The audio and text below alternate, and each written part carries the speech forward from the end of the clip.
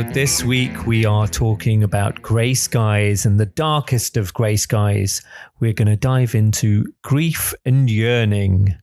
Yearning is a feeling of longing, that you are not consciously wanting something, but that you are really, it's kind of involuntary, and that you really are yearning for a wholeness, for understanding, for meaning.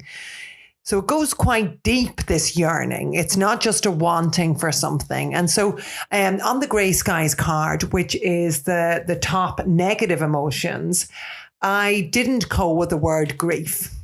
And there was a reason for that. Mm-hmm. Because I think when you talk about grieving, it's perceived that there has to be a death, and also that the death has to be very significant to you. It has to be maybe within your family or your close circle of friends. Bereavement, it seems to be something like can't be anything trivial, for something example. Significant. Where I wanted to explore, Grey Skies and So Brilliant, both these cards in our card pack are about sitting with feelings and being okay with that, and sitting with the feelings that are challenging, with any of the feelings on the Grey Sky card. So we all experience loss and yearning. And it's like, I see it as a continuum. On the absolute extreme end is death. Yes. It's so final. Yeah, that's the ultimate one. It is, absolutely. Yeah. But you have a continuum and also maybe death of somebody really close to you, a parent, your partner, a child. A sibling. Yeah. Mm-hmm. So, really extreme. And then it goes out in waves of closeness, of how it impacts you, everything. Mm-hmm. And then you would also have to be, other significant losses and things you could have a longing for. So the next level on the continuum then would be something like losing your job, a redundancy perhaps, or losing your home, having to move house. And also relationships, a breakup of a relationship, a divorce perhaps, or even the loss of a friendship. That makes me think of Banshees of Inisherin. Yeah, it's such a great dark comedy film. And fantastically, it's about male friendship, which we don't see on the screen very often, right? Yeah, it was so good. And what happens when he wants to end that friendship. It was brilliant, yeah. Some crazy mad stuff, basically. But what's interesting is, so if we say we're moving down on the continuum, and again, nothing is set in stone. This is just an idea, because we can come to this in a little bit. There is no linear process of grieving, actually. But also, what I might consider to be the top most brutal loss, somebody else might not. It would depend on how close you were to your mother when she died. Yes. It might actually be much harder for you to lose a friend or a pet, depending on the relationship. Yeah, and I read a great line somewhere that said, grief is, for everyone, it's as unique as a fingerprint. Oh, that's Brené Brown, isn't it, I think? And it was so good because it's just like, everyone deals with it differently, and everyone has a different interpretation of grief, shall we say. Yeah, so like we were saying, so we've got some big profound deaths, then we're in the other middle stuff, which is about status, things that are important to us. You can also have objects. We could put in here on the end of this, losing a phone, losing a notebook, losing a journal. Have some great memories on there, some really important information, your notes on whatever it may be. I know these sounds like trivial things, but your laptop, not working anymore, whatever you'd saved on there electronically. Be a big disaster, especially if that cloud doesn't work. I know. And so it's funny how, these I can't believe this has been mentioned within the same conversation, but what we're trying to get you to kind of connect with today is the feeling of yearning and loss. Yeah. So I think it can be, like we said, it's a continuum, it's a spectrum. So on that scale, you can also think of maybe a loss of normality. Well, that makes me think of COVID. Exactly. COVID-19, right? Definite yearning there. How much we were yearning for the simple things of going to the coffee shop, seeing people in the park, etc. Just leaving your house. There was a lot of grief we were all feeling then. Mm-hmm. A loss of what could be. Mm-hmm. Again, you can definitely... Hopes and dreams. If you've built your hopes and dreams in something, you had always dreamt of this thing, and now suddenly they've been taken away from you for whatever reason, right? Yeah. and a loss of what we thought we knew. Oh, that's a very deep one. I think often they say, information is power. And sometimes it's the opposite, like ignorance is bliss. And sometimes you end up finding out something and it profoundly changes. Ah, right. I think I knew you. Yes. And then, I think I thought I knew the person that you were. And now I find out something. Secrets. Yeah. The skeletons in the closet. Ooh. Right. It's a good one. It's a good one.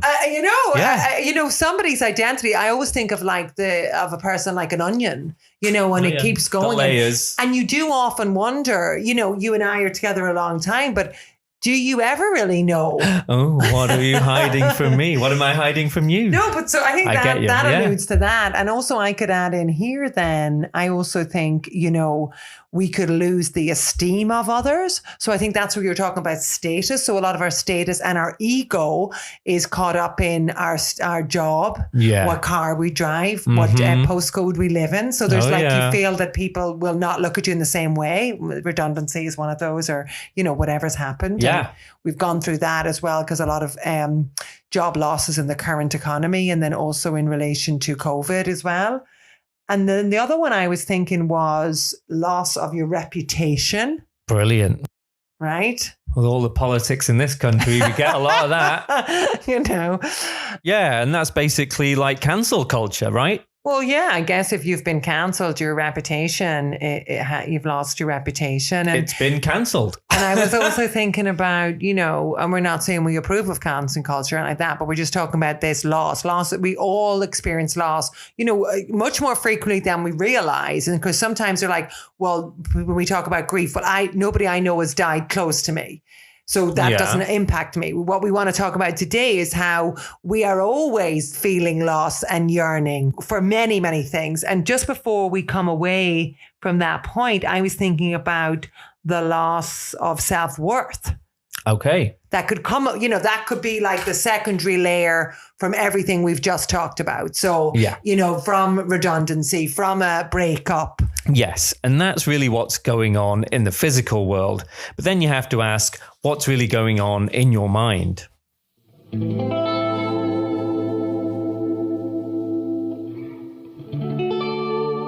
According to Brené Brown, longing is an important part of grieving. Yes, absolutely. Yearning. And I think what's really interesting is that we often pretend that we don't have that yearning. And I have personally experienced this myself, having, both my parents have died now. And I think there's a sense of wanting to be perceived as resilient and strong. And so when you are yearning for a parent or for your mother's company, so it's very hard to kind of tell people about that. I mean, this goes into a much deeper question about how we grieve culturally and how accepting it is to feel, have a yearning and a loss for a death as well. But in particular, that feeling of yearning, I think we don't deal with very well within the UK. Yeah, that's definitely a cultural thing, I'd say. So tell me about death and loss and yearning within Bengali culture. Yes, and definitely under the broader spectrum of Hinduism. I know that, for example, widows wear white to show that they are in mourning. If you are a son who's lost a parent, then sons are typically not required, but I guess as a mark of respect, they shave their heads. Oh, wow. So straight up that they're in mourning. And these are very outwardly signs. And how long would somebody wear white for? Now, that can be for the rest of their lives. Bit Queen Victoria, you know what I mean? Yeah, so isn't that interesting? So that would have been the culture in Ireland too. So widows would have worn black, and they would at least wear black for a year. Right. And then I think way back when you say Queen Victoria's time, somewhere around you would have worn it for your whole life. Mm-hmm. But certainly, in the not too distant past, my parents' generation, they would have worn black. This is very interesting though, because I think we've gone the other way here. And certainly I've been living now in London for 20 years. And so I can't speak for all of the UK, but within England, I feel there's a kind of a quickly kind of a get on with it and sweep it under the carpet a bit. And almost like, there's almost to the point of people not even acknowledging that someone has died. There's definitely a reluctance and then almost like a shying away from it. A fear. A fear of offending. And like saying the wrong thing and what if you cried and all of these things. And like, so that's very strange for me, coming from a culture that, the first thing that someone would say to you in Ireland, even if they haven't seen you for a while, they would say to you, sometimes I hadn't seen friends or people from other parts of the country after both my mum and dad had died from up to a year afterwards. But still the first thing that they would say to me is, I'm really sorry I didn't get to that funeral and sorry for your loss. And it would be like... They'd acknowledge it straight up. Straight up. And then you would maybe go into a story or two about the person. I remember when. Yeah. Yeah. And so... like the storytelling element, Brené Brown talks about a lot. I feel that the storytelling element of loss and yearning is huge. I'm feeling a loss and I would really like to be able to tell you. Yeah. And that's part of the process. Yeah.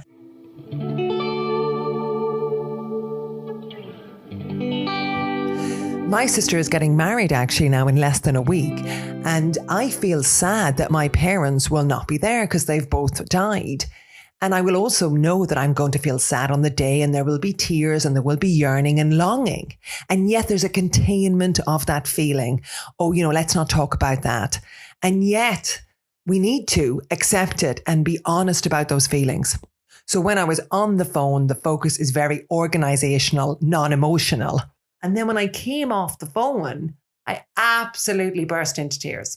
Yeah, because you knew what was missing. Yeah, out of nowhere, the grief ambush, as they call it, is that I just thought, I'm really yearning, and luckily I'm able to come and tell you the story of that and then we can have a conversation. And of course, I do know people here in London that I was able to tell stories about my mum and dad too, but they were the exception rather than the rule. So we really have to ask ourselves, why is it important to lean into this grief and yearning? Yeah, totally. And you think, look, there's cultural differences all over the world. However, to me, I think when a loss is experienced, you're at a crossroads. You can go two ways with it, right? Yeah. You can, see it as a force of change. Yeah. And that this shakes you to your very core, right? Mm-hmm. And you can either go, okay, this is really a big deal now. And I can either lean in and let myself explore these feelings, which is exactly what we talk about with emotional flexibility. Exactly. Gray skies. Sit with the feeling, see what the feeling comes up for you. Or you can go the other route, which is avoidance. Yeah. And you can go, I don't like this feeling. This is very down. This is making me depressed. As people say that word, uncomfortable. Mm-hmm. And I don't want to feel like this. And therefore, I will numb myself with any number of distractions. Yes. And we're back to our holes, aren't we? H for hedonism, O for overwork, L for, likes addiction, E for excessive TV, whatever, and then sex for sex and porn addiction. So I think you can go either way. But even on a cultural level, I notice an avoidance. Do even an avoidance to talk about it. Before you get into major distractions, there's a slight I won't ask her. Yeah. About in the case death. of offending them or something. I think it's actually that they themselves are uncomfortable. Yeah. What if she cries? Maybe what it's if she tells a story? Yeah. What if she does? Well, the research shows that we all have a need for our grief to be witnessed. Someone there to be fully present, to listen, and to understand the weight and the realness of losing someone. And really not to change the subject and not talk about it. It'll be great for someone to actually just listen to you and hear it out. And this makes me think of our loss card in the Habits card pack, LOSS. And it makes me think of the first S, which is for support. Ask for help. So if you don't have somebody in your close circle or your friends, you do need to go and tell those stories. And there's a couple of other things that are really helpful for loss. We don't also want to get lost, excuse the pun, in too many stories and too much sadness. So obviously we want to let it go and cry and accept the sadness, which is what the first L is for. But you also want to notice what's actually working, order, which is the O. And then the final one, the final S, is for simple pleasures. And you want to be able to savor good things too. So we're back to this equilibrium. We're back to that balance of embracing the gray skies, embracing the sadness, feeling the yearning, and yet also, carrying on with life. Life goes on. Yeah, absolutely. Life does go on, but it certainly changes. It has to change. I certainly, from my own personal experiences of death, I had two friends my own age die over the last 5 years. One was 38 and the other friend was 43 when he died.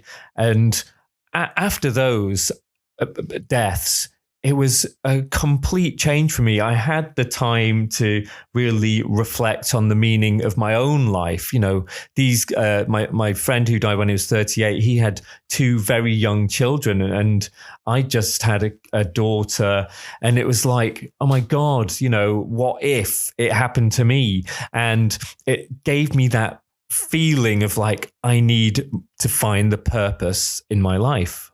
That reminds me of Samit Kumar's book called Grieving Mindfully, where he touches on this concept of radical acceptance.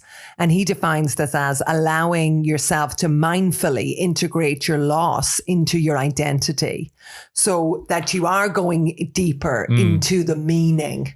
Yeah. And my issue there was I didn't know.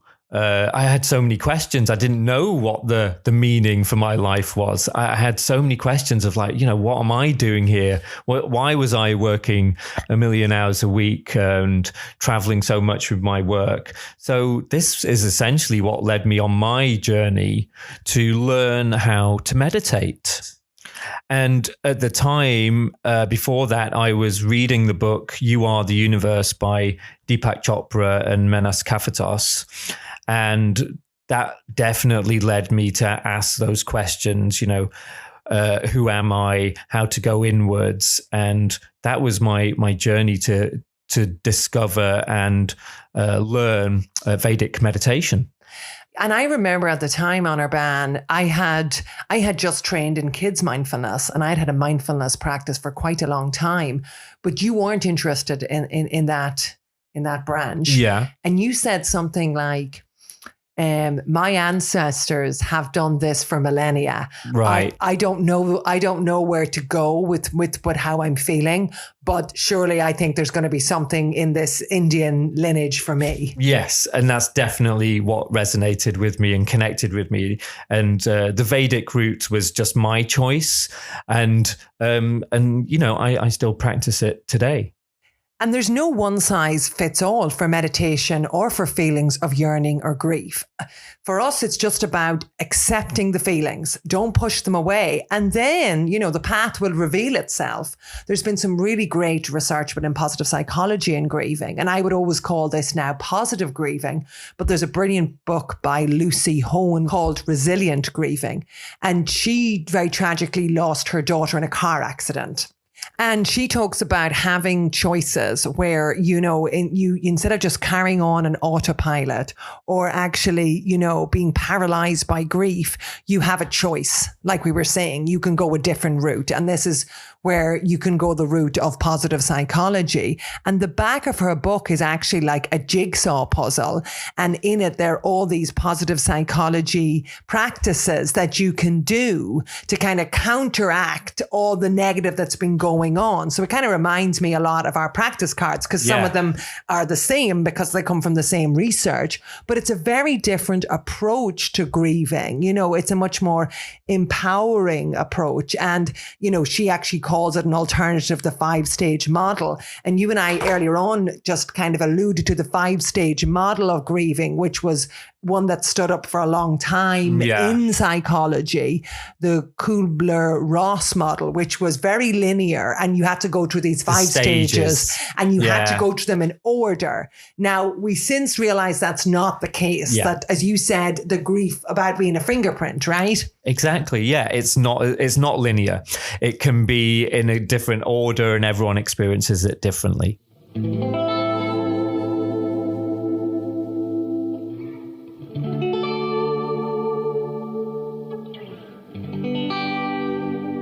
So 3 questions to ask yourself are: am I giving myself permission, the time and the space to sit with my feelings of loss? Second question, what does this loss mean to me? And finally, what am I going to do about it? And I have open in front of me this notebook that I literally filled, actually, when I went on a little grief holiday. I guess that's all I could call it. Do you remember this? Yeah. You just took was it a couple of nights off? No, one night. Was it one night? Literally one night. I went and stayed in Richmond for one night up the road from us here, because I didn't feel I had any time and space to really acknowledge my feelings. And, with work and family life, I just felt there was no gap and I needed a gap. And I've opened it up on the page where at the top of the page, it says, the 10th of December, 2021, what do I do differently? Right? And that's really, what do I do differently now? That's answering the question, yeah. And what's really interesting here is I basically have said, so nobody suffers like my mum, so nobody buries her stress, so nobody ends up sick with Alzheimer's. I am on a mission to create a video course that will help people express themselves emotionally. And that's exactly what you did. This is answering the question, what are you going to do about it? You decided this is your action. And previously on these podcasts, we've talked about other emotions helping us move forward, that anger and envy are action emotions. But I think all emotions are action emotions. And if you want them to be, and certainly for me, I created meaning from both my parents' death by advocating for change. And that change is, being more emotionally flexible. Yeah. And the reason I'm doing this is I don't want other people to experience what I experienced. Both my parents died of neurodegenerative disorders. I mean, who knows if they could have been prevented or not, but there are preventative well-being tools that you can use. That's what positive psychology is.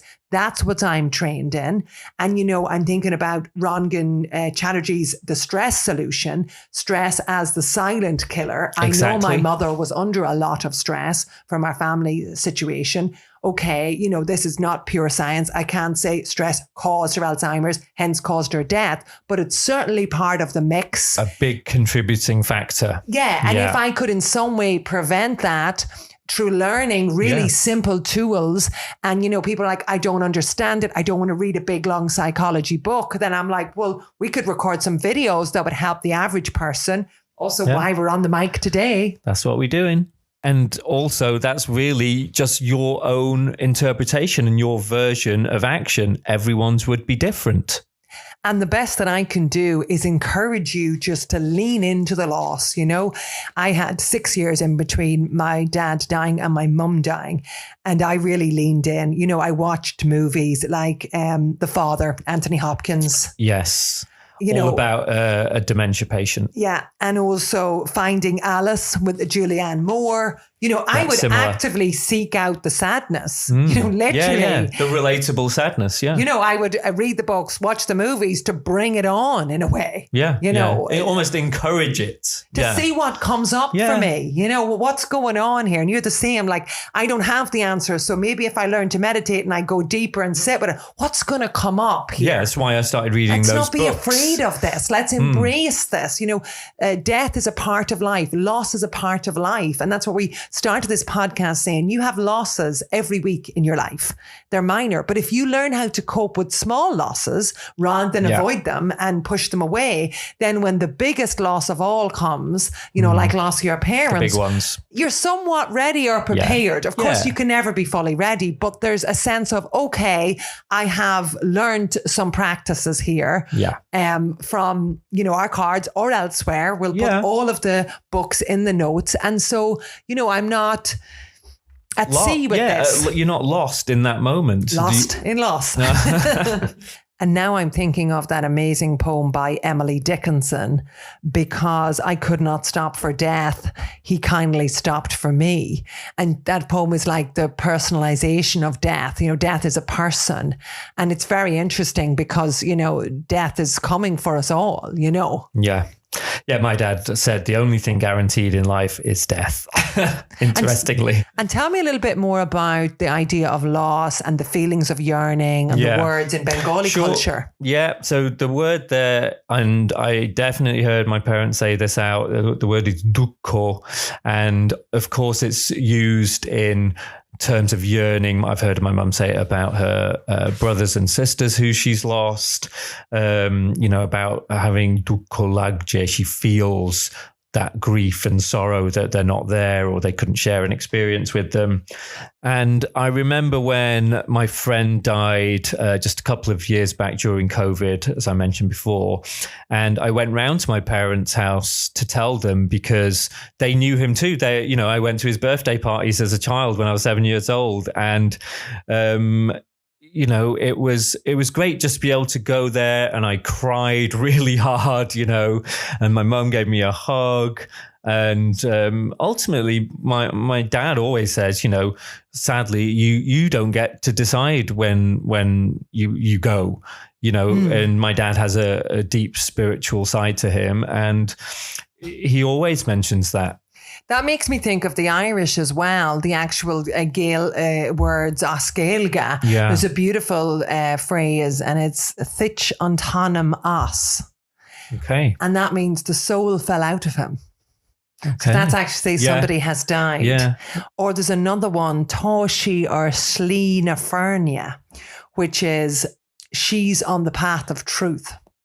Right, to find the ultimate truth, yes. So this is going beyond, death as an end. And of course, the actual word in Gaeilge for death can be marav or boss. So he is dead. Tá sé marav. Marav. Oh, interesting, because the word for die or death in Bangla is mara, as in someone died, is maragache.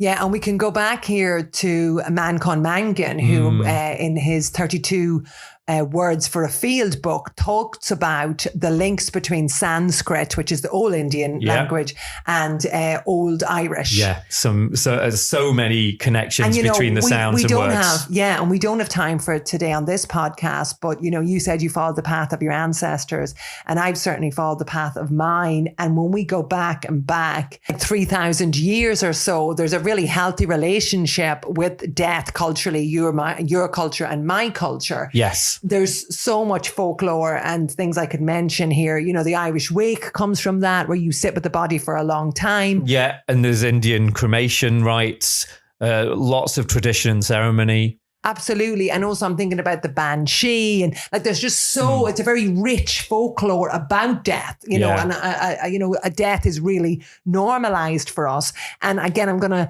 give you another beautiful Irish saying, which is Tá an lá ag teacht agus níl ach an áine an, which is the day is coming and only the spirit or the ghost remains. Right. So it's like the inevitability is coming. So now you can ask yourself also, how have you accessed your own cultural lineage of grief? Is that something that you could connect with to help you on your path and discovery. TV could even help also. So the new Sex and the City, which is called And Just Like That has been enormously helpful to me in my journey. The first series, spoiler alert, Mr. Big dies. And, I think it's the second or third episode, it's his funeral. Yeah. And that was very soon after my mum's own funeral. Mm-hmm. And I could really, really relate to Kari within that. She's kind of the producer of the whole show. She isn't like lead. She doesn't want anyone to feel sorry for her, pity her, or be a victim. And, my mum's funeral, one of the things that I did, what was working, there was order, as we said, for me, was fashion. Yeah. So I really thought about what I wanted to wear for my mum's funeral, what we all would wear. There was a whole kind of joy in that for me. And so I got a lot of solace out of that structure. So I could really relate to Kari on screen doing this. Is Kari Bradshaw. We watched that together. And then more recently, the newest series 2, there's also an amazing part of it where they go to WidowCon. Do you remember this, Anirban? The conference for widows. Yeah, and basically Che, she comes along, the comedian asks her to come along with her. And again, this is really interesting because there's a comedian on before her and it's all very funny. And Kari's thinking, oh no, my book's so sad. How's this going to go down? Yeah, and, how's she going to follow that? Yeah, and Che's trying to give her jokes or whatever. Yeah. But what's really beautiful is actually, again, I always think in the UK, we use comedy as a release and that's wonderful. But deep and meaningfuls are also wonderful. They're just different paths into the same thing. And that episode was called Bomb Cyclone. And, and the comedian there was Patty. And at the very end, she comes up to Kari backstage and she says, sometimes you need to cry. Yeah, and I'm going to actually read out the bit from her memoir, which is the book that she's written about Mr. Big's death, because it's so beautiful. She says, I thought my grief would shrink, that it wouldn't fill every inch of me. My sadness never shrank, but I grew and grew until it was so large, the grief just felt smaller. You don't move on because you are ready to. You move on because you've outgrown who you used to be.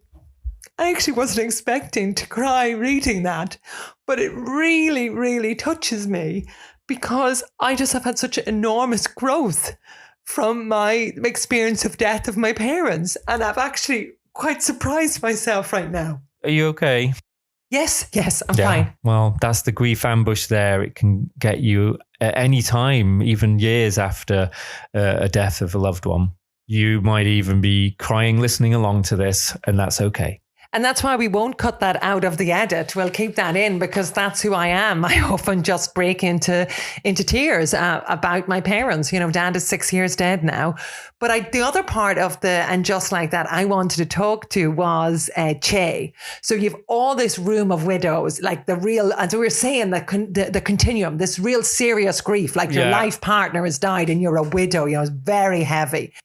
And in sharp contrast, there's Che. They are sitting there in amongst all of these widows, right? Yeah. And they are kind of dealing with their own loss. And there's that amazing line that they say later, which is, it's time for me to move on. Only my ego died.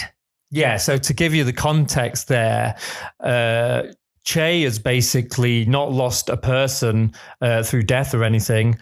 They have just lost a pilot of a TV show.